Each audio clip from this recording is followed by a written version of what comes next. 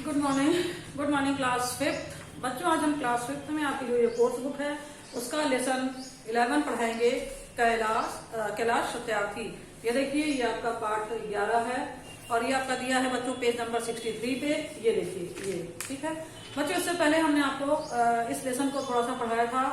इसमें ये एक कैलाश सत्यार्थी जी एक व्यक्ति हैं, उनके बारे में ये लेसन है। इन्होंने क्या किया है अपने जीवन में, उसी के बारे में इस लेसन में बताया। जैसा कि हमने आपको पहले वाले वीडियो में बताया था कि कैलाश सत्यार्थी जो थे वो कैलाश सत्यार्थी जी अभी भी जिंदा हैं और ये रियल स्टोरी है बच्चों। ये कोई झूठ लेसन नहीं है, ये रियल मतलब है, रियल में उनके साथ ये हुआ है। तो बच्चों, कैलाश सत्यार्थी जी का जन्म जो है वो 11 जनवरी 1954 यानी 11 जनवरी 1954 को कहाँ हुआ था? मध्य प्रदेश में हुआ था।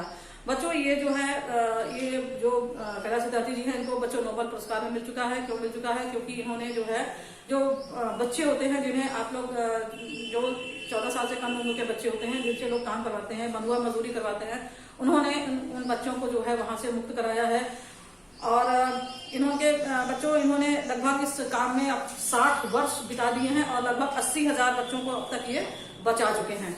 बच्चों, जब ये 11 वर्ष के थे तो उन्होंने देखा कि कुछ बच्चे जो हैं जो पढ़ना चाहते हैं लेकिन पैसे के अभाव में पढ़ नहीं पाते हैं, मतलब उनके माँ बाप के पास इतने पैसे नहीं होते कि अपने बच्चों को पढ़ा सके। तो उन्होंने क्या किया था कि अपने मोहल्ले के जो बच्चे थे उनकी जो किताबें थी जो बेकार हुई थी उनको इकट्ठा किया। मतलब जो जैसे आप लोग होते हैं ना, कुछ किताबों को रखे भी रहते हैं, तो उन्होंने कुछ किताबों को इकट्ठा किया था और ठेले पर लाद कर जो लोग वाकई पढ़ना चाहते थे, जिनको जरूरत थी बुक्स की, उनको वो क्या किए थे, किताब को दे आए थे। ठीक है बच्चों, चलिए हम आगे इस लेसन को पढ़ाना शुरू करते हैं। सन 1980 में एक दिन उन्हें पता चला कि पंजाब में ईंट भट्टा पर बच्चों से बंधुआ मजदूरी कराई जा रही है। साथ ही उन्हें बेचने की भी तैयारी की जा रही है। यह सुनकर उनका खून खौल उठा। वे अपने कुछ साथियों और फोटोग्राफर के साथ उन्हें छुड़ाने के लिए वहां पहुंच गए। बंधुआ मजदूर को छुड़ाने के दौरान वहां बहुत हाथापाई हुई। उनके कैमरे तोड़ दिए गए। पुलिस की सहायता से उन्हें वहां से भगा दिया गया। ऐसे में भी कैलाश सत्यार्थी जी ने हार नहीं मानी। उन्होंने बची कुची तस्वीरों को समाचार पत्रों में छपवाया और उच्च न्यायालय में गुहार लगाकर बंधुआ मजदूरों को मुक्त कराया। यहीं से उन्होंने बचपन बचाओ आंदोलन की शुरुआत की।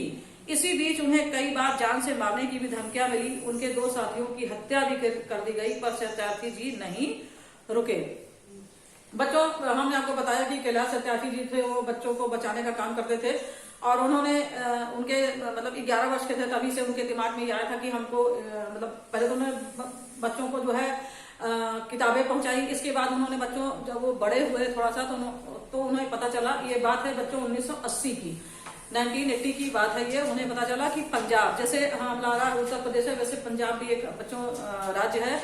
पंजाब में ईंट भट्टा, आप लोग जानते हैं ना, ईंटों का जो भट्टा होता है, वहां पे जो है कुछ पंजाब में जो ईंट भट्टा था, उन्हें पता चला कि वहां पे जो है कुछ बच्चों से बंधुआ मजदूरी कराई जा रही है। बच्चों, बंधुआ मजदूरी ये होती है बच्चों की, जैसे मान लीजिए एक कोई आदमी है और वो क्या करता है कि उन मजदूरों को अपने कब्जे में कर लेता है। समझ में आया? जैसे 4-5 लोगों को अपने कब्जे में किया या जितने लोगों को अपने कब्जे में किया, वो क्या करता है कि उन्हें अपने पास ही रखता है और उन्हें क्या करता है, कहीं और जाने नहीं देता है, उनका फायदा उठाता है। जैसे अपने पास रखता है और क्या करता है, उन्हें पैसे भी कम देता है और मजदूरी भी उनसे ज्यादा कराता है। अगर कहीं और जाना चाहे तो या तो उनको जान से मार देता है या उनको पकड़ के अपने फिर पास ले आता है।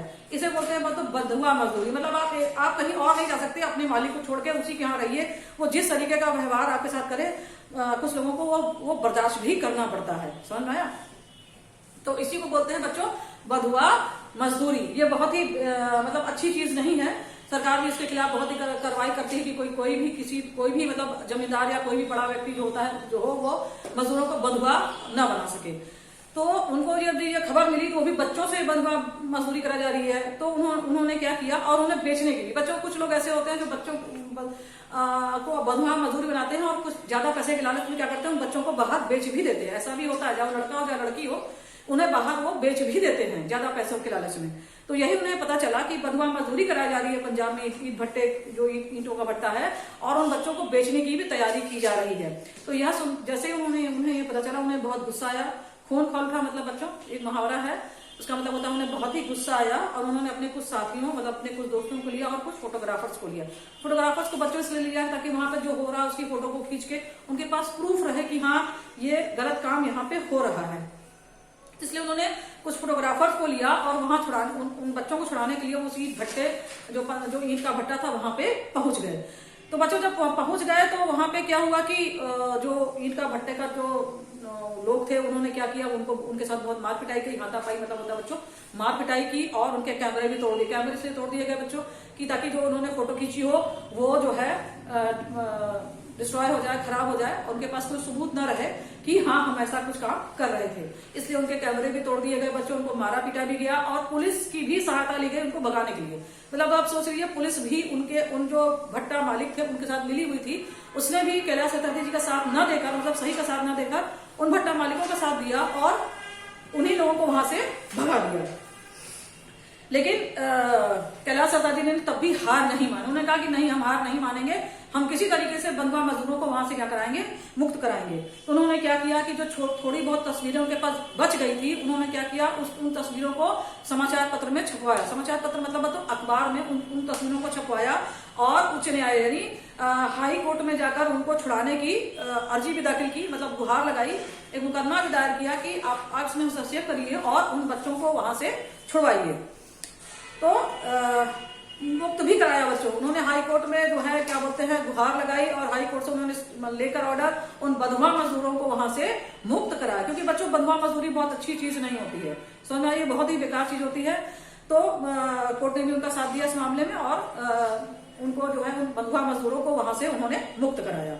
और तभी से बच्चों उन्होंने बचपन बचाओ आंदोलन की शुरुआत की। बचपन बचाओ मतलब वही होता है कि जो बच्चे आप लोग कभी कभी देखते होंगे ना बच्चों की, छोटे छोटे बच्चे ढाबों होटलों में काम करते हैं, उनके साथ कैसा व्यवहार होता है वहां पे। तो उनको इसी तरह के बच्चों को उनको बचाते हैं। तो उन्होंने इस आंदोलन का नाम क्या दिया, बचपन बचाओ आंदोलन। इनकी शुरुआत उन्होंने यहीं से की थी। और मतलब जब वो काम ये बच्चों करने लगे तो जो उनको जो है जान से मारने की धमकी देने लगे। होते हैं ना कुछ लोग कि अगर तुम ऐसा नहीं छोड़ोगे तो हम तुम्हें जान से मार देंगे, ऐसा भी होता है।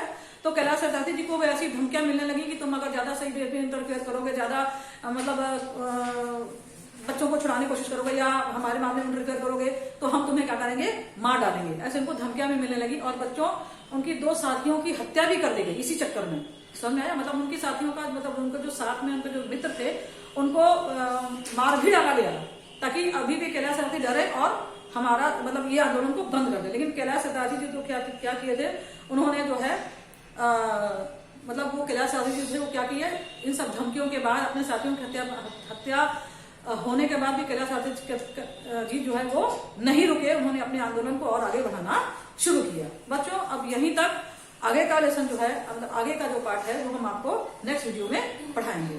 ठीक है बच्चों।